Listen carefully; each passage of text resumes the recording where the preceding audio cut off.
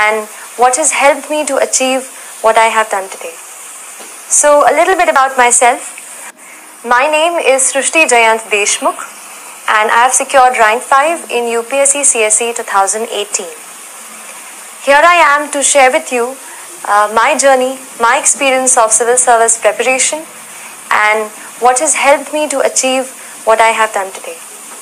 So a little bit about myself.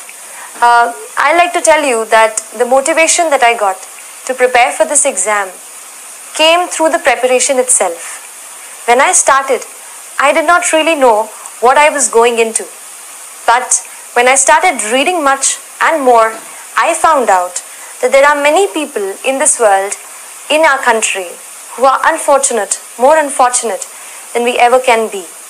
I felt, how can I use my learning capacity, my ability to learn, to reach a position where I can help them and better their lives in some manner or the other. So yahi motivation raha throughout my preparation and it pushed me through the entire process. And I'll tell you that this exam not only help you change other people's lives, but ये आपको भी एक बेहतर इंसान बनने में मदद करती है. That is the beauty of UPSC CSE examination. It makes you into a person who's much more sensitive, who's much more responsible, and who looks forward to doing something for the society. So coming to the exam, I'd like to start by first telling you about the organization of notes. Now I feel that the syllabus which we have got, the UPSC syllabus, is our guiding light.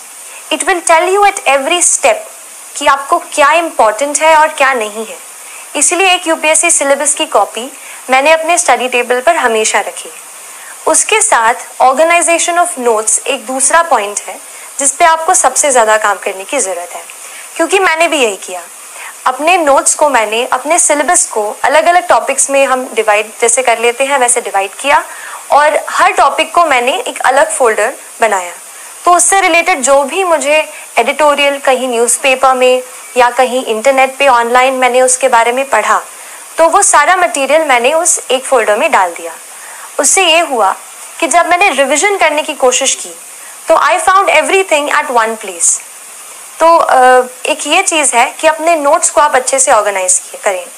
ये काम आपको specially ज़्यादा optional में आएगा, क्योंकि optional में भी जैसे मेरा ऑप्शनल सोशियोलॉजी था तो उसमें ये सब्जेक्ट मेरे लिए नया था, लेकिन उसके सिलेबस के साथ मैं उसको हमेशा सिलेबस को साथ रखा मैंने और प्रीवियस ईयर के पेपर्स को मैंने देखती रही. मैं ऑप्शनल के पेपर में थोड़ा ऐसा है कि थीम्स जो हैं कई बार रिपीट होती हैं टॉपिक्स के, तो उन थीम्स पे आप हमेशा फोकस करते रहिए और कुछ थीम्स के आप अलग से नोट्स बनाइए खुद. मैंने कोशिश की कि मैं खुद अपने नोट्स रेफरेंस बुक से बनाऊं, क्योंकि जब मैं खुद उसको लिख लेती थी तो जो अंडरस्टैंडिंग है वो मेरी बेटर हो जाती थी. तो खुद के नोट्स पे मैंने खुद नोट्स बनाने की ज़्यादा कोशिश की. नेक्स्ट चीज़ जो मैं आपसे शेयर करना चाहूँगी और मुझे लगता है कि ये चीज़ बहुत इम्पॉर्टेंट है यूपीएससी के लिए, वो है आंसर राइटिंग. जनरल स्टडीज़ और ऑप्शनल के जो टोटल हमारे रिटन के मार्क्स हैं वही मार्क्स हैं जो हमें कहते हैं ना आखिर आपको रैंक अच्छी दिलाएंगे. तो आप जैसे मैंने ये किया कि आंसर राइटिंग पे शुरू में बहुत डर लगता था कि आंसर अच्छे से नहीं लिख पा रही हूँ, और क्योंकि इंजीनियरिंग बैकग्राउंड से हूँ तो बस पॉइंट्स में छोटा छोटा लिखने की आदत है. लेकिन जैसे सोशियोलॉजी ऑप्शनल है, आपको डिटेल में सब बताना पड़ता है, और जनरल स्टडीज़ हैं, कुछ डेफिनेशंस रहती हैं, तो मुझे भी शुरू में काफ़ी डर लगता था आंसर्स लिखने से. लेकिन इस डर पे थोड़ा सा मैंने काबू करने की कोशिश की और हर रोज़ एटलीस्ट 1 से 2 आंसर मैंने रोज़ लिखने की कोशिश की. भले ही मैं आंसर अच्छा नहीं लिख पाती थी, शुरू में बहुत दिक्कतें आई, लेकिन बार बार जब आप आंसर्स लिखते हैं और क्वेश्चंस अच्छे स्टैंडर्ड के क्वेश्चंस लेते हैं, जैसे यूपीएससी के ही आप प्रीवियस ईयर के क्वेश्चंस ले लीजिए, उन क्वेश्चंस से मुझे ये समझ में आया कि असली एग्ज़ाम का स्टैंडर्ड क्या है. तो ये चीज़ मैंने की, 1-2 मैं रोज़ लिखती थी. और उसके बाद फिर मैंने कुछ टेस्ट सीरीज़ ज्वाइन की जिसमें मैं हर संडे को कोई एक टॉपिक रहता था जिसको मैं पूरे वीक में पढ़ती थी और वही टॉपिक्स के मैं आंसर्स लिखती थी.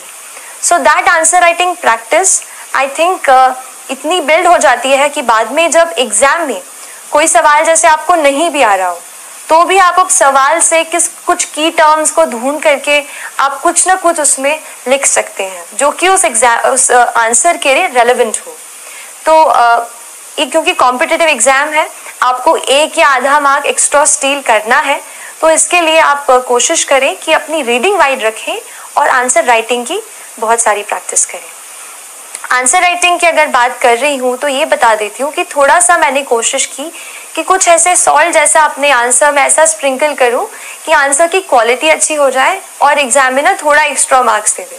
तो इसके लिए मैंने कोशिश की, जैसे फैक्ट्स कहीं से अपन जैसे न्यूज़पेपर पढ़ते हैं, कोई फैक्ट्स पढ़ते हैं, उसको मैंने पहले एक बुक में अलग से नोट कर लिया था। वो फैक्ट्स फिर मैंने एग्जाम के बहुत जल्दी पहले ही एग्जाम के जस्ट पास में ही मैंने वो लर्न कर लिए वो फैक्ट्स। फिर जैसे कुछ क्वेश्चंस ऐसे हैं जहाँ पर हम कुछ डेफिनेशंस लिख सकते हैं, तो जब आप आंसर को शुरू करते हैं तो आप उस डेफिनेशन से स्टार्ट कर सकते हैं। इसके अलावा कुछ कमेटी की रिपोर्ट्स होती हैं, जैसे ARC रिपोर्ट्स होती हैं, या फिर एक और बहुत इंपॉर्टेंट रिसोर्स जो मैंने बहुत ही ज़्यादा यूज़ किया है वो है नीति आयोग का 3 ईयर एक्शन एजेंडा। ये जो एक डॉक्यूमेंट है इसमें आपको गवर्नमेंट की सारी स्कीम्स एक जगह पर मिल जाएंगी, so you understand the perspective of the government. और वो मैंने पूरा डॉक्यूमेंट, उसमें काफ़ी टाइम लगा पढ़ने को, बट जब मैंने एक बार पढ़ लिया था तो काफ़ी कुछ मैं उसका अपने आंसर्स में कोट कर पाई। तो जो भी गवर्नमेंट के डॉक्यूमेंट्स हो, जैसे इकोनॉमिक सर्वे आता है, बजट आता है, ये आप बिल्कुल अच्छे से पढ़ें, मैंने भी पढ़ा और इसको फिर मैंने कोशिश की कि आंसर में लिखूं। इसके अलावा मैंने आंसर्स में कुछ इंटरनेशनल इंडेक्सेस हम पढ़ते हैं, जैसे एनवायरमेंटल प्रोटेक्शन इंडेक्स है, वर्ल्ड इकोनॉमिक फोरम की बहुत सारे इंडेक्स हैं जो अभी न्यूज़ में रहती हैं। तो उस इंडेक्स में इंडिया की जो भी रैंकिंग रही है आप उसको भी अपने आंसर्स में जहाँ रेलेवेंट हो वहाँ कोट कर सकते हैं। और एक और लास्ट चीज़, आंसर्स में आप थोड़ा सा कहीं फ्लो चार्ट या कहीं इंडिया का मैप, ऐसे भी आप घर से प्रैक्टिस पहले से जब आप आंसर राइटिंग करते हो आप उसमें प्रैक्टिस करो। मैंने एक शीट में जो भी मुझसे लगा कि ये यूज़ हो पाएगा, मैंने एक जगह पे सारी ड्राइंग्स ऐसे फ्लो चार्ट्स इकट्ठा कर लिए थे और वो ही फिर मैं रिवाइज करके आंसर हॉल में, जो भी राइटिंग हॉल था, वहाँ गई। तो उससे मुझे लगता है कि आंसर्स मैं अच्छे लिख पाई और तय वक्त में, यानी जो हमें 3 आवर्स का टाइम मिलता है उसमें मैंने कोशिश की कि मैं सारे आंसर्स जो है वो कंप्लीट करके आऊँ। ये जो कॉपीज़ हैं ये आप iscore.in पर देख सकते हैं। इसके अलावा करंट अफेयर्स बेस्ड स्टडी, इस पे भी मैं थोड़ी सी बात करना चाहूँगी आपसे।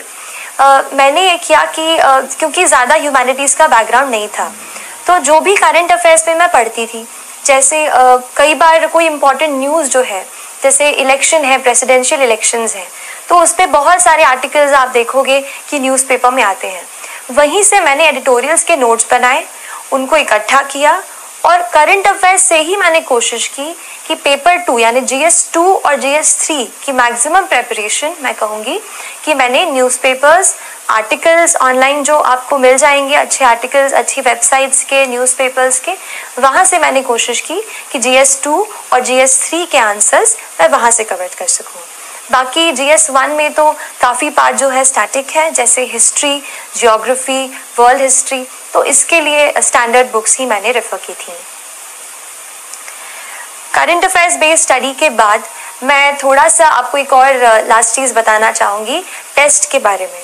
कई बार हम सोचते हैं कि टेस्ट हमें बहुत सारे देने हैं, एंड मैंने भी पहले ये स्ट्रेस किया है कि टेस्ट सीरीज़ बहुत ज़रूरी है। टेस्ट सीरीज़ इसलिए इम्पॉर्टेंट हो जाती है क्योंकि हमें घर बैठे ये नहीं पता चलता कि हमारा क्या लेवल है, क्या स्टैंडर्ड है, क्या हम उस तरीके का एग्ज़ाम में परफॉर्म कर पाएंगे। तो ऐसे डाउट्स मुझे भी थे।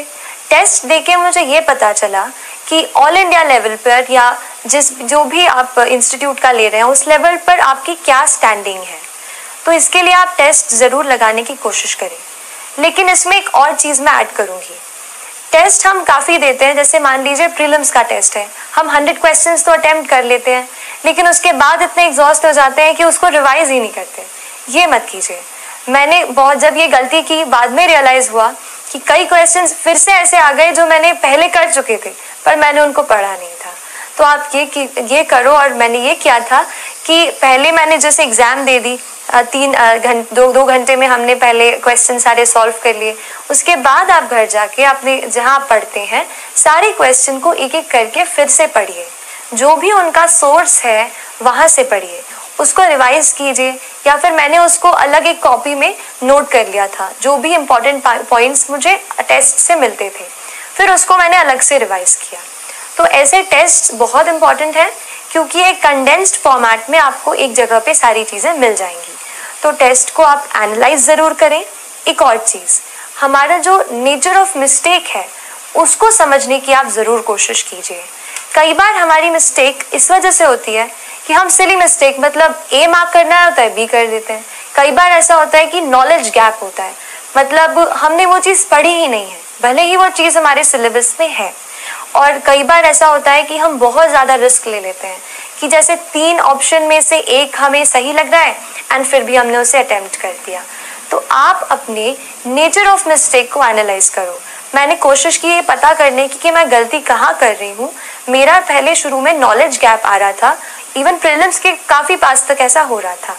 तो आप अपने नॉलेज गैप पे थोड़ा सा देखो, कौन सा, जैसे मैंने देखा कौन सा सब्जेक्ट है जिसमें मैं इतना ज़्यादा अच्छा नहीं परफॉर्म कर रही हूँ, तो उसी सब्जेक्ट के फिर से मैंने अपने नोट्स खोले, फिर से उन्हें पढ़ाई की, फिर से उनसे पढ़ा। तो ऐसे करके वो नॉलेज गैप जो है वो ब्रिज हो गया। आप ऐसे ही अपने नेचर ऑफ मिस्टेक पे वर्क करेंगे तो I think that worked for me and it will help you as well. So these are some of the things जो मुझे लगा कि थोड़ा मैं आपसे शेयर करूं और आपके प्रेपरेशन, जो यूपीएससी प्रेपरेशन है उसमें हेल्प करेगी। I hope I have given you at least 2 or 3 points which can add up some value to your preparation. So all the very best.